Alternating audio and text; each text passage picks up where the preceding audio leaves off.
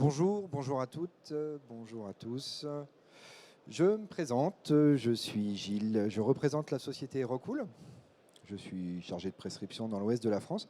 Et je vais vous parler un petit peu de recyclage. Le mot à la mode, on en entend beaucoup parler de recyclage. On entend beaucoup parler, mais on n'en voit pas toujours la couleur. Donc là, je vais vous expliquer un petit peu ce que Rockwool a décidé de mettre en œuvre depuis une dizaine d'années maintenant.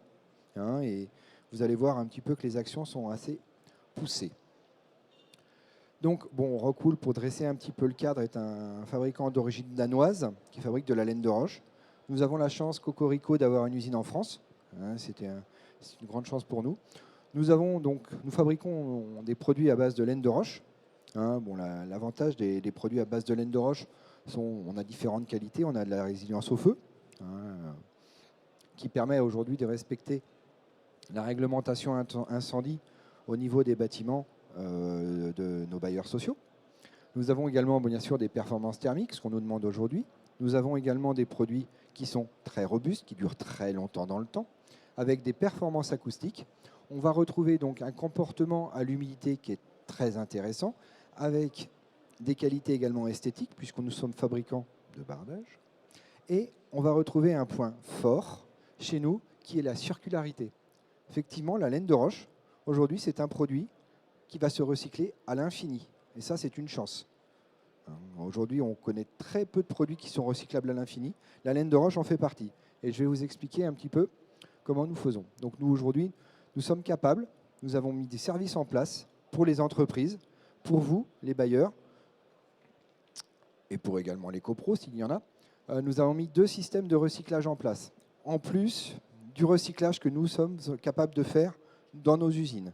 D'accord ? Donc le système de recyclage qu'on a mis en place, c'est dès qu'on va venir faire une isolation par l'extérieur des façades, que ce soit sous un bardage ventilé, que ce soit sous un enduit, nous allons venir récupérer l'ensemble des déchets occasionnés parce que nous avons livré.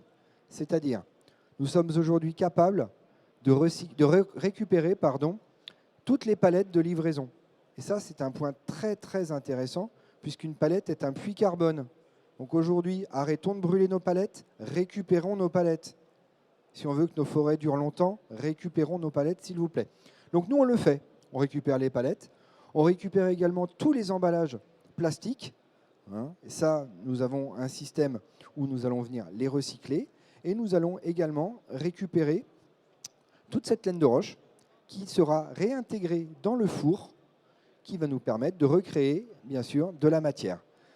Donc, on peut retenir que tout ce qui n'a pas été posé sur le chantier est revalorisé et non pas brûlé pour beaucoup de choses, pour beaucoup d'autres produits. Nous, c'est revalorisé. Et ça, à l'infini.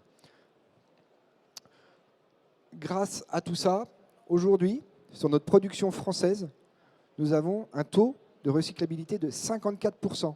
54% de matière recyclée à l'intérieur. Ça va bien progresser puisqu'à l'avenir, nous allons avoir des technologies qui vont nous permettre de monter jusqu'à 75% de matière recyclée à l'intérieur des produits. Donc, on est capable de recycler les déchets qu'on a occasionnés lorsque vous faites une réhabilitation d'un chantier. Mais on est également capable de recycler la déconstruction. C'est-à-dire, vous avez un chantier qui aujourd'hui a été isolé il y a une trentaine d'années.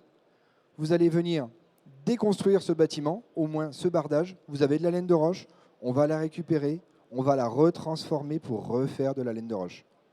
Même si ça date d'il y a quelques années. Donc, on va vous montrer quelques exemples. Je vais vous montrer quelques exemples du principe. Vous voyez, on a livré des big bags à la palette.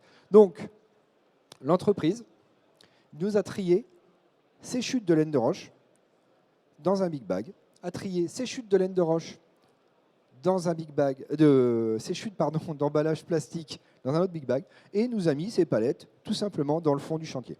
Et nous, une fois qu'on a été prévenu, on est venu chercher l'ensemble et on va tout retravailler. L'intérêt, c'est que les palettes vont être réutilisées pour le chantier d'après. Aujourd'hui, une palette a une durée de vie de 7 à 8 ans. On peut aujourd'hui à peu près utiliser une palette 3 fois par an. Donc une palette neuve ne se brûle pas. On ne fait pas n'importe quoi avec le bois, s'il vous plaît. Ensuite, après, on peut même y ajouter un produit de la gamme chez nous qui est un bardage qui va également se recycler à l'infini. Sur la déconstruction, vous voyez le petit schéma, on va récupérer, donc on est sur le chantier, on déconstruit, on va tout amener dans un centre de tri. Ça, aujourd'hui, tout le monde fait ça, il n'y a pas de souci. Mais une fois dans ce centre de tri, qu'est-ce que ça devient?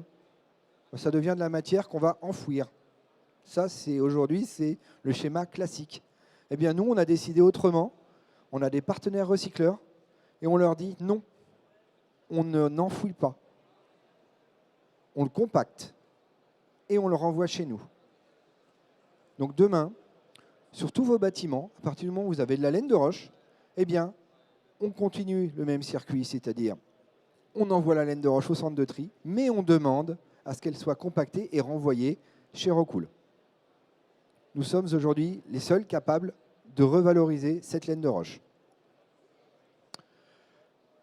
Pour votre information, on a mis ce service en place depuis une dizaine d'années. Je ne vous ai pas montré tous les chiffres. Au départ, c'est comme tout. C'est très difficile à mettre en œuvre. Mais on voit la progression depuis 2020. Bon, le fameux Covid, effectivement, ça n'aide pas. Mais si on regarde, 2021, 463 tonnes. 2022, 1460 tonnes. 2023, on est déjà à 1350 tonnes. Imaginez un peu la progression. Alors, si je peux vous donner un ordre d'idée, parce que bon, comme ça ne vous parle peut-être pas, Smirmork, c'est 10 tonnes.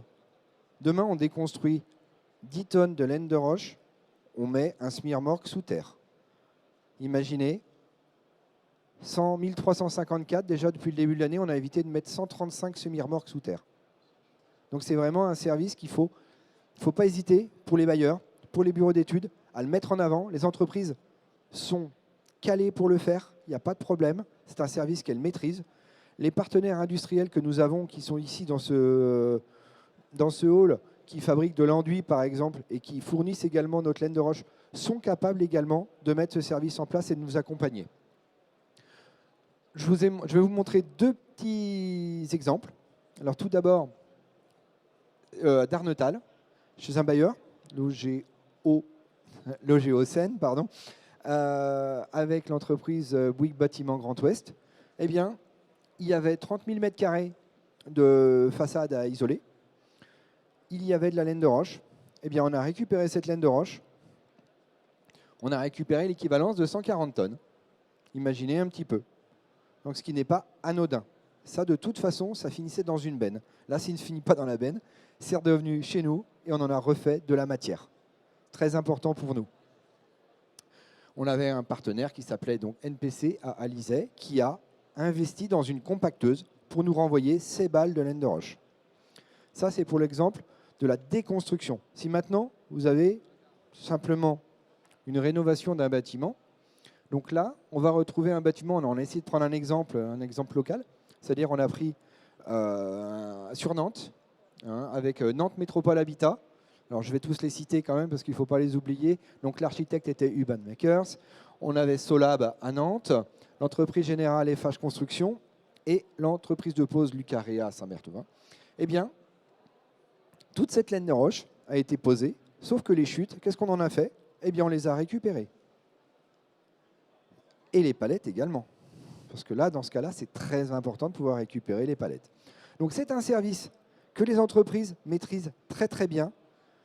Par contre, on est tous les mêmes. On oublie parfois, et on oublie de leur dire, monsieur l'entreprise, faites le boulot, s'il vous plaît, venez recycler la laine de roche. Eh bien aujourd'hui, c'est possible. Alors quand je vous dis aujourd'hui, on ne l'a pas fait pour la RE 2020, ça fait 11 ans, pardon. Ça fait 11 ans qu'on a ce service en place. Donc nous, on le maîtrise très bien ce circuit. Ne vous inquiétez pas, on va tout recycler. Chose très importante, on a récupéré la laine de roche. Est-ce que vous en êtes sûr? Nous, on va vous le dire, parce qu'on va vous faire des bordereaux. Et là, on va vous dire, voilà, sur tel chantier, on a récupéré tant de palettes, on a récupéré tant de kilos de plastique, on a récupéré tant de kilos de laine de roche. C'est le cas, par exemple, sur un lycée qu'on a fait à Angoulême. Il y avait 10 000 m² de façade. Eh bien, nous avons récupéré au total 9 tonnes 500 de chute de laine de roche. Nous avons récupéré plus de 200 palettes et pas loin de 100 kilos de plastique. Tout ça, si nous ne l'avions pas fait, ça aurait fini sous terre.